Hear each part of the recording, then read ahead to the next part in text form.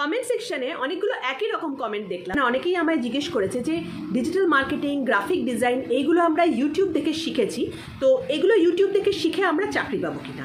So আনসারটা হচ্ছে না, চাকরি পাওয়া কিন্তু এত ইজি হবে না ইউটিউব দেখে শিখে। দেখো, যে কোম্পানিজরা আছে তারা কিন্তু প্রফেশনাল চায় এইসব ব্যাপারে। সো ইউটিউব দেখে শিখে যে তুমি যদি ভাবছো যে তুমি প্রফেশনাল হয়ে যেতে পারবে এই ফিল্ডে, so it's very difficult. And শুধু ইউটিউব দেখে শিখে চাকরি পাওয়া তো খুবই ডিফিকাল্ট জিনিস এই ফিল্ডে। সো বেটার যে তুমি একটা কোনো কোর্স করো, কোনো প্রফেশনালের কাছ থেকে শেখো, যদি এই ফিল্ডে চাকরি পেতে হয় তাহলে।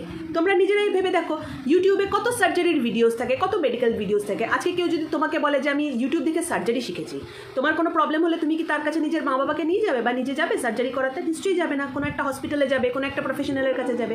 Same with digital marketing and this profession. So যদি মনে করছো যে এই ফিল্ডে কেরিয়ার তৈরি করবে, তাহলে প্রফেশনালি জিনিসটাকে তোমাকে শিখতে হবে, then only you can get a good job in this market.